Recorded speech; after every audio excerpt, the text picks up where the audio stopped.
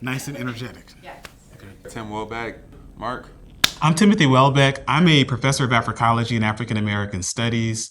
I'm also the director for the Center of Anti-Racism here at Temple University.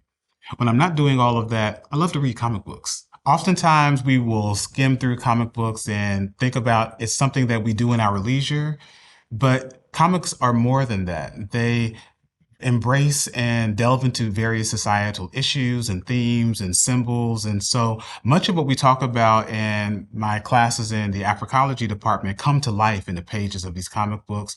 And for our purposes today, come to life in Wakanda Forever. These movies are unique and they're impactful, even revolutionary, if you will, because of the lack of representation, particularly of Black characters in this space.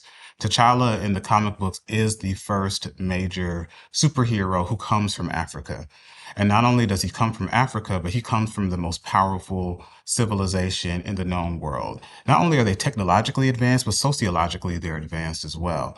And so that reimagining of Africa and an African in a mainstream comic space is something that shifted the dynamics in not only film, but just the culture at large. And that defies much of the representation of Africa throughout modern pop culture. If you consider things like Tarzan or Zulus, these are older films that and television shows that depicted Africa in very primitive and debased ways. Or if you look at even things like cartoons like Jungle Jitters from Looney Tunes that depicted Africa as a land teeming with savages who were eating each other and living in the dark ages. Wakanda represents Africa in its fullest glory, and in some ways, the Afrofuturist imagination of what Africa could be. You have this technologically advanced society, this kingdom that has never been conquered. You have a society that's free of disease, that's free of poverty, that's free of some of the isms that plague other civilizations across the globe. So we don't see patriarchy or sexism or racism, but we see this broader sense of humanity acknowledged and affirmed. We see that in an array of different ways. The women are fully actualized people. They're not props to advance storylines or secondary ancillary characters. Wakanda defies all of that and offers a new glimpse of what Africa was in a historical sense. There are allusions to Kemet, there are allusions to Ethiopia, there are allusions to Mali, Ghana, and Songhai. But then there's also the imagination of what could a civilization look like that in the future. And so that representation is vital in order to shift the narrative of what Africa is and can be. Wakanda Forever is more than a phrase, but it's a promise that a civilization can go forward in the face of unspeakable hardship and inescapable grief, that the society of Wakanda is greater than the sum of its parts. And so with that, you could lose a beloved leader like T'Challa, and you can still persevere forward. You can muster the resolve to advance civilization and fulfill the promise that the civilization will be here tomorrow and the day after. In that way, it's Wakanda Forever. Various historians have looked for if there's some type of significance in the gesture Wakanda Forever. I haven't seen a general consensus, but I know that there is some scholars of Kemet who have noticed that there are various references to similar motions in the Medunet, or what we call the hieroglyphics. And so you might see some of the people of ancient Egypt, or as they call themselves, the people of Kemet, doing similar motions. And so I'm not fully certain whether that is a connection to that civilization or otherwise, but at the very least, it's something as well that communicated something that everyone could do and unite people together in some type of universal symbol. One of the persistent undercurrents of the entire film is the theme of colonialism. Both the kingdom that Namor leads and also the kingdom that Shuri will ultimately lead face a colonial threat. In the very beginning of the film, you see world global powers calling Wakanda to UN convenings and saying that you promised that you would share your resources with the world. And at the time, Queen Ramonda responds that while we certainly understand that that was a commitment that we made, we are fearful of what would happen if our resources fell into the wrong hands. And there was literally threats that were happening to Wakanda and some of its outshoots across the world, some of its outposts, where foreign entities were trying to steal vibranium to create weapons of mass destruction. And so, in many ways, that mirrors so many of the imperial and colonial efforts to try to mine Africa of its resources and disregard the people and the wishes of the people and potentially even cut up the continent and create new borders. And then similarly, Namor and his people created a kingdom in the ocean to escape the threat of colonialism. And they come back to the surface and realize that the land that they once occupied had been dominated by the Spaniards, and they were enslaving the people that they had previously come from. So the indigenous people of the Mesoamerican plain, so to speak, were being conquered by the Spaniards. And they had escaped colonialism in that way, and they hid from the rest of the world for centuries to escape the threat of colonialism. And now that the world had discovered that there was vibranium in the ocean, it becomes a threat to this entire underwater civilization that it had existed for centuries. And so, in many ways, we see the global threat of colonialism in North America and in Africa playing out in fictional ways that oftentimes has mirrored real life colonialism as well. One of the beauties of the Wakandan people finding an ally in the world was that you saw these two different people groups learning that their similarities were greater than their differences. And they even go to war with each other too. And they get to the point where they are on the brink of mutually assured destruction. And their leaders have to say that we are stronger together than we are apart, and that their common good was greater than their competing interests. And I think that is a hopeful message, not only for our country, but for the world. One of the most powerful characters in the film is Ironheart. She goes from a pawn that's being bandied about by three warring nations to a central figure who helps to preserve Wakanda and its civilization. But we also see the plight of a young black woman in America who everyone is pulling for her, and everybody wants something from her, and few want what's best for her. So here she is growing up in Chicago. Her father is a victim of gun violence. She almost becomes a victim of gun violence. A friend of hers becomes a victim of gun violence. Her schools fail her. And ultimately, when the world recognizes her genius, they throw her into MIT, but in part so they can mine her mind for its power.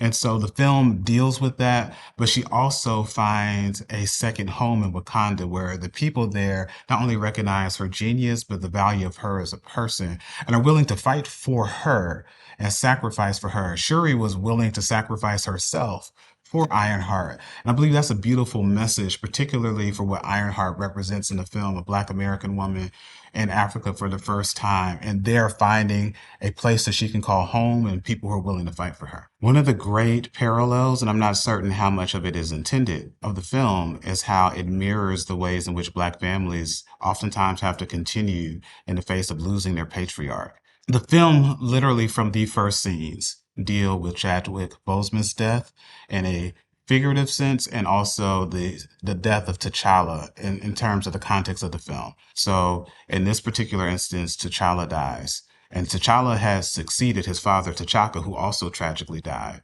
And so now Ramonda has had to face two unexpected, untimely deaths. And from there, you see not only the nation rallying around the royal family and mourning, but also a collective response to the grief. And so now the Queen Mother Ramonda has to now come and resume her title as a leader that she had to assume when her husband T'Chaka died.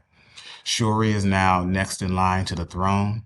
Nakia is off somewhere looking for answers to her grief. The Dora Milaje now have an even strengthened resolve to protect their kingdom because they don't have the symbol of their protection going in front of them. And that mirrors so much of what we've seen in this country of Black mothers across the country who've lost a son, who've lost a husband, who've lost a partner, reeling from that and having to piece together the fragments of their family. Some of them have turned that into activism. If you look at the families of people like George Floyd or Botham Jean, these brave and courageous women, whether it's Botham Jean's mother and his sister, or even Ahmaud Arbery's mother, how they have had to rally together and to not only pick up the pieces of their family, but to say that we must do something as a society to be better. And Wakanda Forever does that in a way, in that you see these women having to deal with their own personal grief, but still lead a nation and have answers for people who have so many questions. What you see there is a powerful statement that has resonance even in our everyday lives, particularly in communities across the country. One of the things that Ramonda laments is that she lives in the most powerful nation in the world and could not protect her children. And I imagine that there are mothers across the city and across this country who have said the same thing. I live in the most powerful nation in the world and cannot protect my children from the perils that are outside of my home. And that is a particularly unique experience to Black people across the country who disproportionately face some of these various perils, whether it's state sanctioned violence, gun violence as a whole, or other things like overexposure to COVID during the pandemic and the like that accelerated the pace of death for many. And it has this specter of death that circles the community in many ways. And so the film is perfect for moments like this because it helps to capture what to do with your grief and how to begin to put together a life or manufacture a life once what you believed your life would be crumbles. Wakanda Forever is replete with examples of the power of Black women to lead the nation forward. And in many ways, that parallels what we see in our society. Every meaningful struggle for progress and advancement in this country has had Black women on the front lines fighting for a better tomorrow, whether it was abolition, whether it was suffrage, regardless of what the issue has been. You see Black women there at the front leading. In that way, it's inspiring, it's empowering, and it's also in many ways emblematic of real life. So many of the superheroes of our day have been Black women. If you look at Ida B. Wells Barnett, Fannie Lou Hamer, Coretta Scott King, Rosa Parks, so many of the people who have fought to make this world better, Harriet Tubman, Sojourner Truth, so many of the people who've risked life, limb, and opportunity and reputation have been at the forefront of these movements, historically and in a contemporary sense have been Black women. I hope that Black women can see themselves in this film and feel inspired and empowered. They may not put on vibranium suits, they may not fly in the sky, but hopefully Black women can see themselves as the heroes that they are in our everyday lives. One of the beauties of Wakanda Forever is that it introduces so many characters that will allow for Marvel to continue showing various forms of representation.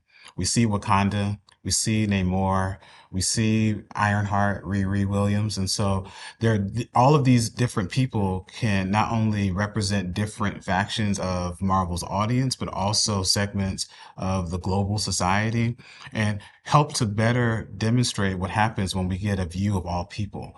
For so long, films and comic books were showing one view, one representation, one type of people. And it took creative minds to begin to conceive of these different characters. There's so many directions that they could go in terms of the future of the Black Panther series. But what I'm confident of is there will be another one. And with that, they could go an array of different ways. But what I think we saw from here, if the themes from this film are continued into the next, is that Shuri will continue to be a reluctant Black Panther, but will be one as necessary and lead Wakanda forward. We now know that Shuri has a nephew who's also named T'Challa, son of T'Challa and Nakia. He likely will ascend to the throne at some point and become the next Black Panther. And so I believe there will probably be a coming of age story with him coming to grips with his identity as a Wakandan living in Haiti. And I believe that we will see again these different themes of rebuilding, identity, embracing community and communal customs, and then also the power of aligning with other people.